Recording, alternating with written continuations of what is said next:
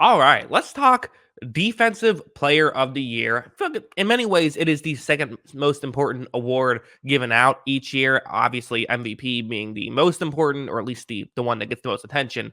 Maybe I should say defensive player of the year. Always a fascinating discussion, and a lot of ways we could go with this. I actually think there's, to me, eight like clear candidates, and then some like, yeah, I'll throw them in there. So number 9 and 10 are kind of like, I don't know if this is going to happen, but decided to put him on the list anyway. Number 10 is Fred Warner, who is awesome, awesome at football. I think that there's a much better chance that he is legitimately the best defender in football than winning the award. Like, I think that the odds of him being the most valuable defender in football are higher than him winning the award, just because off-ball linebackers don't get the attention that edge rushers do. And for an off-ball linebacker to win the award, you typically need either a really strong narrative, which Warner could get. Niners are going to get a lot of attention, and Warner, I think people have kind of waken up to the fact that he is the best off-ball linebacker in football, which I've been saying for like since I've started this YouTube channel. I feel like that he, at least the past 3 or 4 times, or 2 or 3 times, I did the my top linebacker rankings. I had him at number one. It's not a hot take anymore. He is number one, and maybe that could get him the award, but usually it doesn't. So number 10, just because the position. Hassan Reddick, a guy who, I put on the list. He's someone who could rack up stats, and in a good situation, I don't think it's out of the question that he could end up leading the league in sacks or something like that. I don't know if he's still going to get the attention that other players do, and he could win the award that way, because I feel like people also will look at pressures, not just sacks. And I feel like there's other guys who just consistently get more pressures. But it's worth talking about. He was worth putting on the list, in my opinion, due to the year he had in Philadelphia, where he's always been a good player, but last year was the first year he was like great. I thought, and deserved to be on a list like this. So I'm putting him on it now. Um, Again, going over to number 8, I'm going Joey Bosa, or Joe's Bosa. Screwed up my banner there, so let me just fix that in real time. Joey Bosa is number 8, as a lot of people kind of view him as the lesser Bosa brother, and I get it. Nick Bosa was amazing last year, but Joey has certainly, he's no slouch in what he can do. He's put up some great statistics in his own right, and I do think that there is some ways that that the Chargers can kind of get him some one-on-one matchups and get him, a little bit of attention off of him. They, historically haven't covered as well as other teams have, which kind of doesn't give him the time to rack up, sacks or even pressures, which does help. But again, really good, belongs on the list. Number 7, I put Max Crosby, which I just don't think it's going to happen, because I just don't think that he's going to be in a situation where he can do it. Again, defensive player of the year, you do kind of need a narrative. Like, that does help. It's not typically just who was the best defender.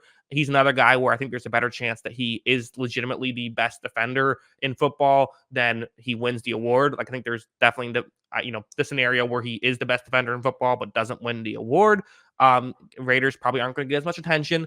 And I do think that another thing is, I just don't love the talent around him. And I don't know if that's going to allow him to rack up the counting stats that other guys have. But he's so good, I still had to put him on the list.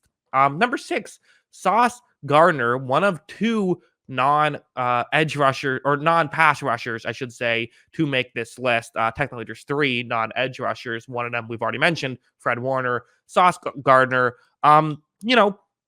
Corners just typically don't win this award. Like, they should.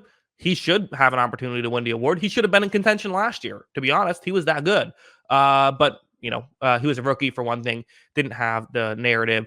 I do think if the Jets win the 1 seed, and he is kind of the main thing you look at, similar to how when Stephon Gilmore was able to win the award, I could see it. But typically, even if that happens, if one of the top 5 guys on this list ends up with 19 sacks, they're going to get it instead. So we'll see. Number 5, I'm still putting Aaron Donald on the list. I know he was hurt last year, and everyone's kind of feels like he's washed up now, but I don't think that's the case. I still think he's an elite player, and I still think that there's a chance that he could put up, again, similar counting stats to the next best edge rusher. And if he's going to be able to do that on the inside, he deserves the awards. So, in years past, he was always just, the list started at number 2. He was clearly number 1. It's not quite that way anymore, because he is coming off an injury. That is fair to say, but he deserves to be on this list, and he deserves to be top 5, in my opinion. Moving on to number 4, I'm going with the guy who just won it. Give me Nick Bosa. Why not, right? I mean, this defensive line could still be really good. It could still be, will be really good, right? It's going to help him out. He's going to be in a good situation. The one knock this year as opposed to last year is they did lose some secondary help. And again, everyone always views it the other way around, that a good pass rush helps out the secondary, but it works both ways. A good secondary helps out the pass rush. Quarterbacks hang on to the ball longer if there's no one to throw to, which results in more sacks, results in more pressures. And maybe that won't be the case right away for Nick Bosa. And even if they figure it out midway through the season, he might not be able to rack up the stats. So that hurts him a little bit. So that's kind of why I put him a little bit lower. Also, he just won it. So Ty's going to go to the guy who doesn't have the award, I would think. So number 4 for Bosa. Number 3, Micah Parsons, who my podcast co-host said is the best defender in football. I think that's an insane take, but we argued about that on the Sideline podcast with Jackson and Guile. Check that out on the live section of the YouTube channel if you want to. You can rewatch all the videos there. But I do think Parsons has a great chance of winning the award. I think that, again, only guy who high up on this list who doesn't have a defensive player of the year award, so that's going to definitely play in his favor a lot. The fact that he hasn't won one, the fact that he plays for the Cowboys and gets that attention. I do think that because he plays some coverage, even though like TJ Watt might play just as much coverage as Parsons does this year, people know about the coverage that Parsons plays more, so he might win the award that way if they have similar counting stats. And the fact that he hasn't won it, a lot of things going in his favor, but I still only have him at number 3. Moving on to number 2, I have to say I stand corrected because I said Parsons is the only one here in the top 5 who doesn't have a defensive player of the year. Myles Garrett's never won one. I didn't realize that, but he, for whatever reason, it feels like he's won one. But I guess, it's tough because, Donald was winning every year. And then, TJ Watt won 2 years ago and then Bosa won last year. So yeah, Garrett's been sort of left without one, which is a kind of a crazy thing to feel, but also you look through the list, can't really argue with any of those selections since he's been in the league. But maybe this is his time then as well. I don't think people care as much about a Browns player who's never won it than a Cowboys player who's never won it, which is unfortunate, but that's just the world we live in. So because of that, I do think that he won't quite have the narrative Parsons will have. I do think he's a better player than Parsons, though. I think he's consistently racked up better stats, better, gets more sacks, he gets more pressures than Parsons, plays better run defense than Parsons, certainly. So, I think Parsons is still a very good player. Obviously, I have him at number 3. I think Garrett's a better player.